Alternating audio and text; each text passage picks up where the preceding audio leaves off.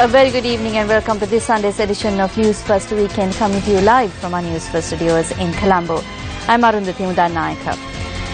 5 police officers in Hambantota have been transferred over the disappearance of a youth from Ambalantota. 6 days later, there is still no word about the whereabouts of this young man. But we have a comprehensive investigative report coming up on the bulletin tonight. But before that, here's a look at tonight's headlines. 6 days and no word. Newsfirst investigates the disappearance of a youth while in the custody of the Hambantota police. People of Kalpitia in fear as shooting range affects livelihoods. Forest fires rage in 3 major reserves. Authorities pass the buck.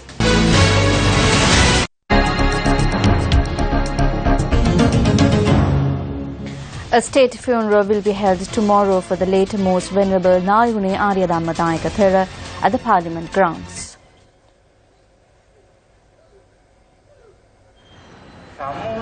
The mortal remains of the most venerable Nayune Aryadhamma Nayaka Thera, Anunayaka of the Sri Lanka Ramanya chapter, were brought to the Sri Kalyana Dhamma ashram from the Gunawardhana Yoga ashram in Ambalangoda today. President Maithripala Sirisena paid his final respects today.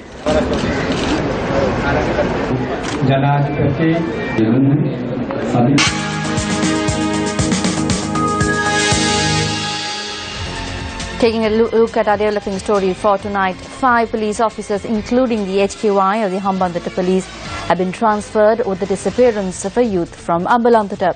Police said that the HQI of police for Hambantota had been transferred to the Mathura division. 4 policemen have been transferred to various police stations in the Tangol division, and investigations have commenced under the supervision of an ASP to locate the missing youth.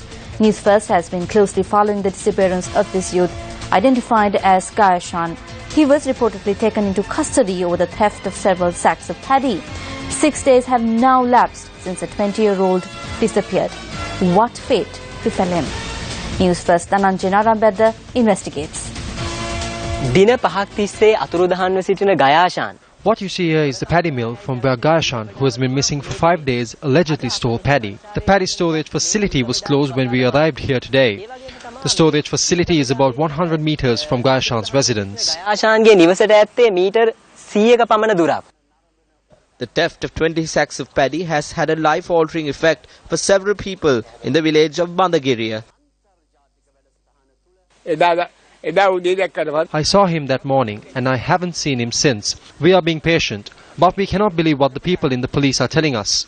I don't know whether their hearts and minds are made of stone. What about the innocent young ones? You can understand what has happened to our son when you look at how it has affected our youngest.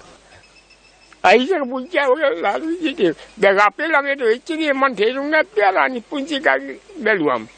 young men were arrested in connection with the theft, and one of them was later transferred to hospital. He was allegedly beaten while in custody. They handcuffed and blindfolded me and then they beat me up. They kept beating me, asking me to confess to stealing 12 sacks of paddy and save myself. Officer Premaratna asked me to plead guilty and that the losses would be covered.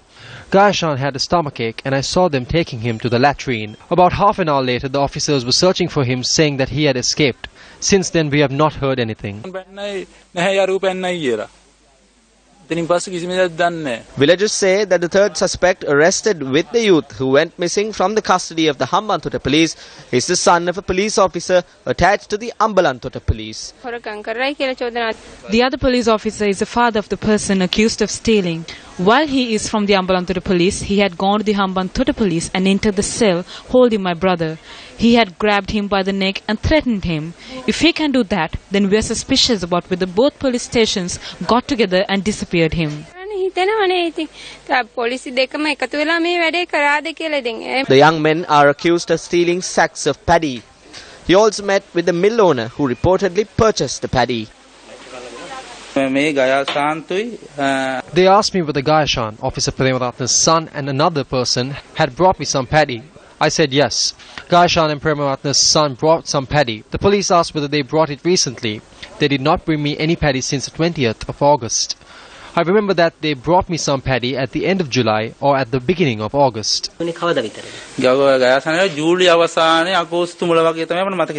Area residents suspect a police cover-up. News First visited the Hambantota police station to make inquiries. While the officer in charge was not at the station at the time, we were able to contact him over the phone. Are you saying it is fair to report this matter based on the details provided by the public? Are you saying it is fair to do so without getting your opinion? That is what took place in the past few days. I have called you for details a number of times. How can you say no? You go there, record voice cuts, say that they were assaulted, and you listen to what those people say. There is nothing to correct now. Let's define this. I have done what needs to be done in the court. I have done what needs to be done to locate him. I can say out of intuition what these people want. So don't ask me about this investigation.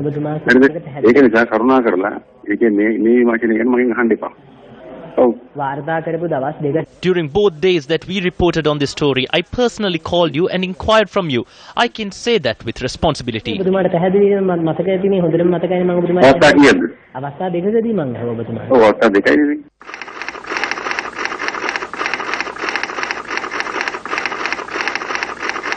Where is Gayashan? What happened to him? Inspector General of Police, for your attention.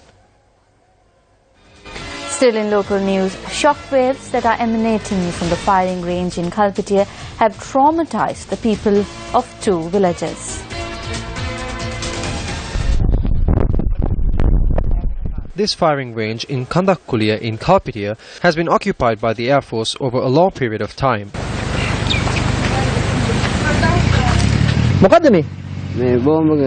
This is shrapnel, a part of a bomb. They explode them there and it falls in the gardens and on the houses here. Shrapnel of this nature is common in the Musalpitia, Red Bana and Sagaragama areas where children too roam freely. The area residents fear that the loud noises that are emitted from the firing range could affect small children and pregnant mothers in the area. News First witnessed how a number of houses in the area were damaged. Even the glasses have cracked. The walls in some of the houses have cracked. There is no use repairing or renovating these. There was a testing yesterday and a part broke off. We too are afraid. We too have small children. There are instances where shrapnel has injured people. The bombs that were exploded were louder. We could not stay inside the temple. Even the monks panicked. The people living in the village too were frightened. The residents raised the matter with the district secretary as well. I was informed that a loud noise was heard on Thursday and Friday. I looked into it. They accept that a noise louder than usual was emitted. I inquired from the army as well as the Air Force. There are a few institutions that they inform these matters to. They inform these institutions, but the public has not been informed. There is one more matter. They say that the explosions end at 6 p.m. However, these particular explosions have taken place between 6 p.m. and 8 p.m. The people could panic because of this. This is a long-term practice. We cannot stop this. I have informed to carry out the necessary tasks if there are damaged houses. When News First made inquiries, the media spokesperson of the SLAF Group Captain Chandima De Silva stated that if the public has been inconvenienced, steps will be taken to look into it. The people of Kahakurulan Palasa in Thanamanwila and surrounding villages are easily identifiable. People in these areas can be easily identified with a glance at their teeth. Locals say that the use of brackish water has caused the discoloration of their teeth. However, today the Gamada 100-day initiative was able to commence the process of bringing an end to this unfortunate identity marker of these people, which has spanned nearly 3 generations. We cannot go past Thanamalwila or Munragala because this part of Munragala is known for its people who have yellow teeth. Little did we know when we were children that this does not stop with just yellow teeth, but ends with us being affected with kidney disease, affecting a major organ of the human body.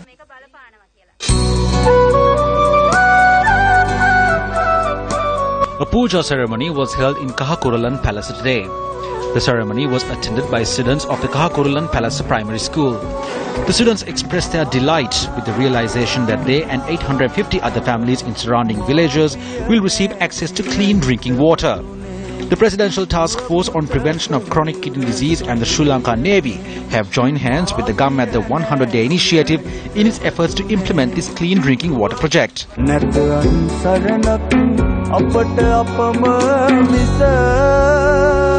The water project to install a reverse osmosis plant centering the Kahakurulan Palace Primary School was declared open today under the auspices of Deputy Area Commander of the Southeastern Naval Area, Commodore SP Kurukula Surya and Captain Priyankar Disanaika.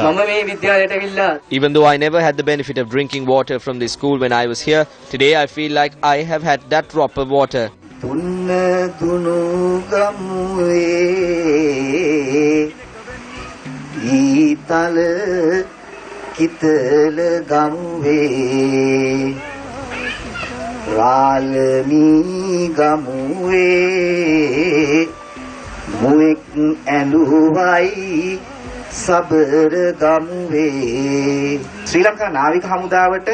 The Sri Lankan Navy can never let go of the bond they have with water. Similarly, we as a news division can never let go of the bond we have with the issues faced by the people. Which is why I said that this cannot be done if we do not join hands together. The Citizen Media Network identified the essential need of the children of this school. This media network went from door to door and identified the issues faced by the people and showed the country these issues. These matters were brought to the attention of the President, and in turn he instructed that the required measures be immediately taken. The efforts of the Newsfirst government, the program and the Sri Lanka Navy to prevent the spread of kidney disease, which has arisen due to the long-standing water crisis, was highly commended by the locals.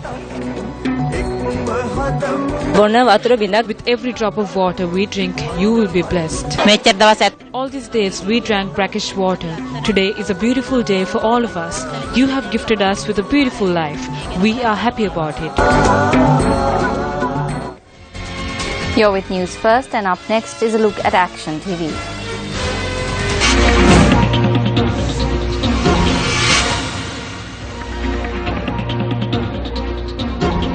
Villagers in Katukeliyawa Mihintale depend on paddy and chena cultivation for their livelihoods. There are 120 acres of paddy fields in Katukeliyawa. The paddy fields belonging to 60 families in the area have not been cultivated for the past 3 seasons. The paddy farmers in this village are well aware that they will be unable to cultivate next season as well. This is because the only water source for irrigation in the area, the Kalpitiyawa Reservoir, has been ruined by a contractor. The task conferred on this contractor via the limited tender scheme, which functioned in the North Central province for a while to fulfill the limitless wants of the provincial authorities and officials, was to remove silt from the reservoir and renovate the bund. While no silt has been removed from the reservoir, the work carried out by the contractor on the bund can be classified as dismantling rather than repairing. The 12-foot wide bund has shrunk to 8 feet in width after the contractor completed work. Large vehicles like lorries travelled on this road, but today even 2 bicycles cannot pass. They removed all the sand and sold it for profit. The contractor, who used soil instead of gravel to build the bund, has failed to properly set the soil to prevent the bund from disintegrating. What is far more serious is that irrigation engineers of the North Central province have turned a blind eye to the substandard work and granted certification for the various tasks, creating the opportunity for the contractor to make off with 4.4 million rupees of public funds. The valve, a crucial element of the reservoir, has been removed and relocated in an adjacent field under this renovation program. While water is leaking from the 2 renovated sluices, this has prevented the paddy farmers of Katukeliyawa from cultivating over 3 seasons, even when rain was plentiful, driving them to the brink of losing their homes. What were the irrigation pundits of the province doing while the access road to a village was being destroyed and a life-giving water source was being dismantled? Chief Secretary of the North Central Province, over to you.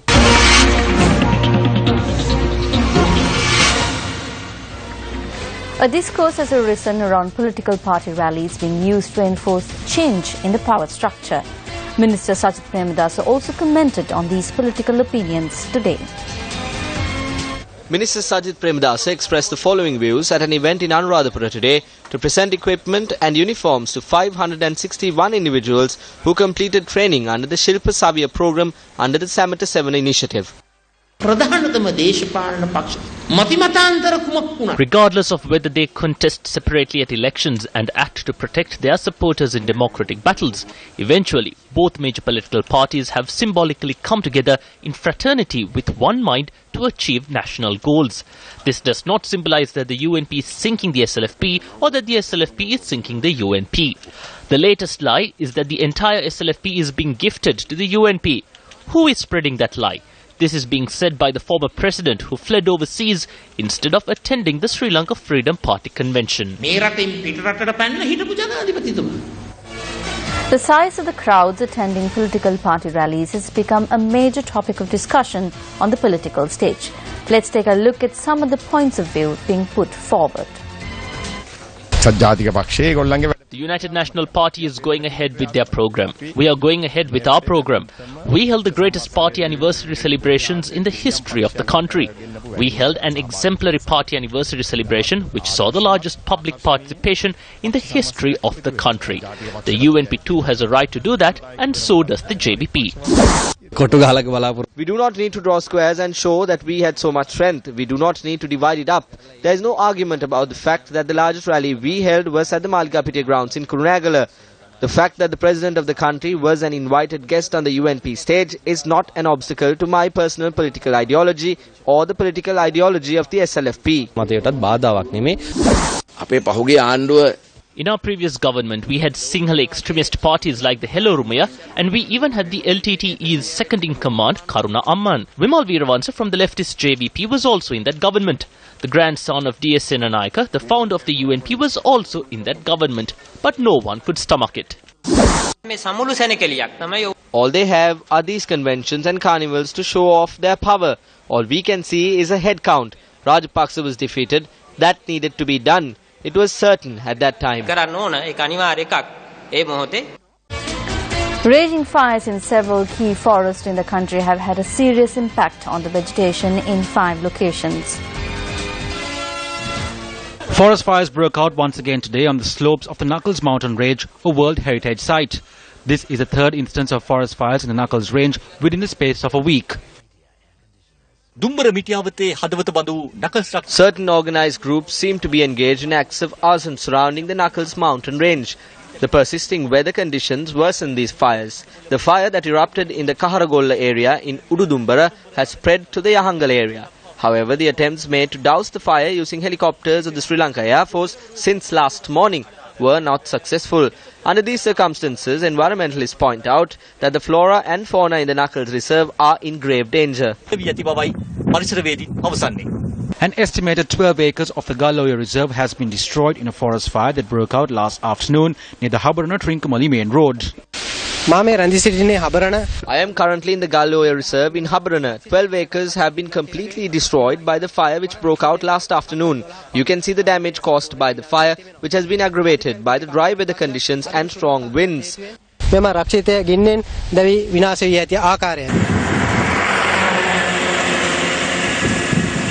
A forest fire also broke out in the Kalawal Aragama Reserve in Monoragala over the past 24 hours.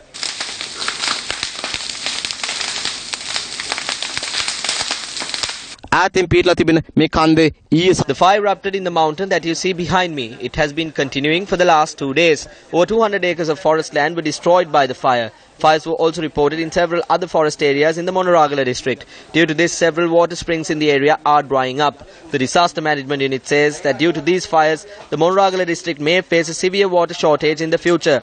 When contacted, the DMC said that the public must inform the DMC or the nearest police station about any acts of arson. ළඟමැති පොලිසියට හෝ මොණරාල ආපදා කළමනාකරණ ඒකට දැනුම් දෙන ලෙසයි.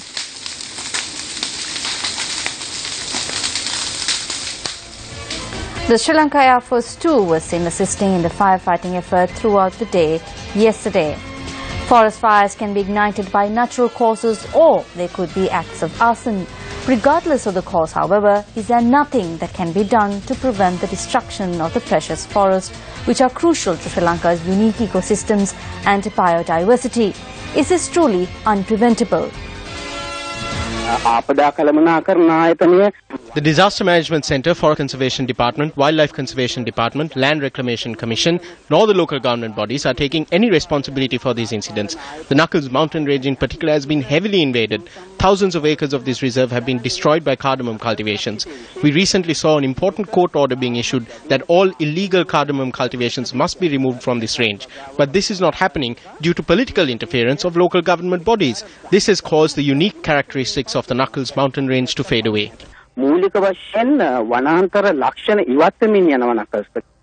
You see, because there is no ministry that is directly responsible, that these fires cannot be stopped. 13% of it goes to the Department of Forest Conservation, 14% is with the Department of Wildlife. Even with this 14%, we are very vigilant. The cause of the fire is not always natural. It could be an act of arson by hunters. Then the fire spreads. It does not concern people regarding which ministry or department it belongs to. Yes, it does not concern the people. The demarcations that we have are sometimes a joke. But I will look into it. The best solution is to seek the support of the police and the army, who have bases everywhere. After contacting district secretaries and Minister Sagala Ratnayaka, we must set up civil societies to battle this. Sometimes an undergrowth is spread in certain forest reserves due to the pressure of certain individuals. How can this be stopped? I will not allow it in the forests that come under the purview of the Wildlife Department. There are reports from certain areas and we have filed court cases against them. However, a cardamom cultivation has been reported in the Knuckles mountain range. As far as I know, it comes under the purview of the Forest Conservation Department, but I will look into it. Don't you think what matters to people is protecting the forest cover of the country? Yes, there is no point in talking about which ministry it belongs to, since it is a national issue. Therefore, we must all work together. State Minister of International Trade Sujiva Senasinghe arrived in Sri Lanka this evening after participating in a program at the Centre for International Development affiliated to Harvard University in the USA. Now, speaking to the media upon his arrival, Senasinghe expressed the following views. Centre for International Development මධ්‍යස්ථ ජාත්‍යන්තර සංවර්ධනය සඳහා මධ්‍යස්ථානය කියන ආයතනය තමයි. The Centre for International Development is led by Ricardo Halsman, who functions as the Dean. I spoke with him regarding the emergence of good governance and the leadership of President Maithripala Sirisena and Prime Minister Ranil Wickremesinghe. They were optimistic about the path that Sri Lanka is on now and noted that we are headed in the right direction. Some people say that the coalition government is not a good thing. Sometimes I feel that way too. I was second on the list after the Prime Minister in the election victory, so my supporters and I may have felt that I should be given a ministry. But we thought about the future of the country, and both Maithripala Sirisena and Ranil Wickremesinghe cast aside their personal agendas, their political agendas, and came together for the country. When elephants storm into villages, the lives of the people who escape into the forest depend on wildlife officials. Now, if a group of wildlife officers do not have a veterinarian, chasing away the elephants would not be an easy task. The last hope of these people, who are constantly battered by the wild elephant threats, is now on the brink of being lost as veterinarians are engaged in a trade union action.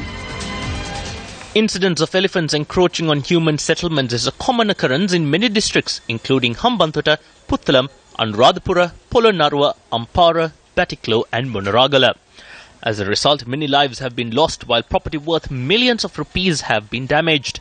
However, there are only 9 veterinarians to solve the problems that persist over all these districts. The number of veterinarians is less than the number of districts that are affected by the human-elephant conflict.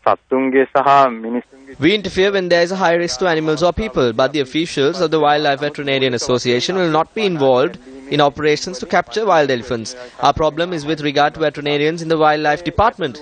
There have been 3 vacancies for the past 6 years and there are now more than 6 vacancies. The problem is that vets in the livestock and animal production service are not entering the wildlife service. We are calling on authorities to resolve this. Though the grounds on which veterinarians are carrying out their strike can be considered to be fair, the strike will not stop the elephants who storm into villages. A wild elephant attack was reported from Gurugodalla in Madrigiria last night. Villagers say that due to a malfunction on the electric fence that was built to prevent elephants who are in the Somavati reserve from invading villages, elephants continuously come to their villages. According to them, many lives have been lost as a result. They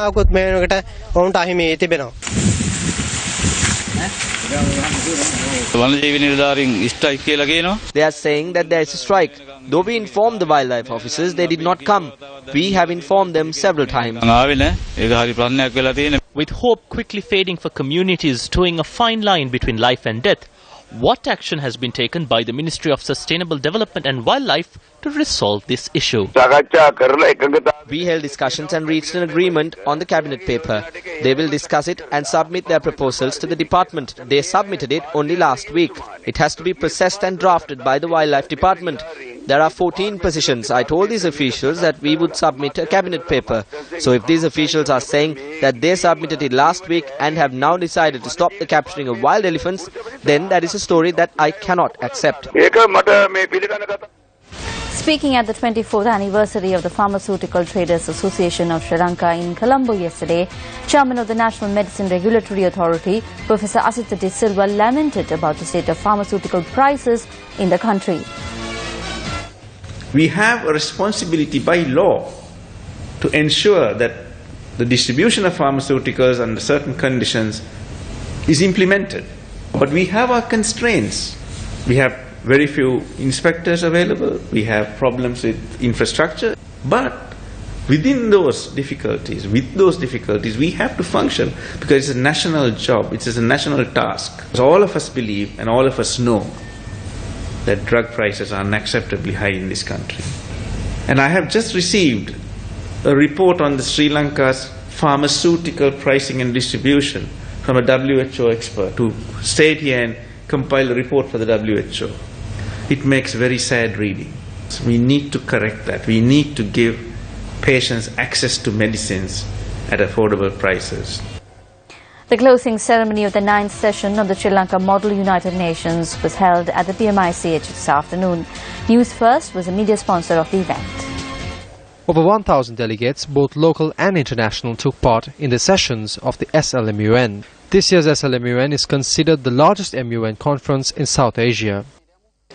Now, one of the main functions of the Human Rights Commission of Sri Lanka is to promote human rights education and to create a human rights culture in the country. But actually, when you really look at how difficult it is to promote a human rights culture in this country, I would, as a university academic, say that what stands in the way of promoting a healthy human rights culture in this country is really our school curriculum. But as the Universal Declaration of Human Rights says, education should be directed to the full development of the personality of the recipient of education.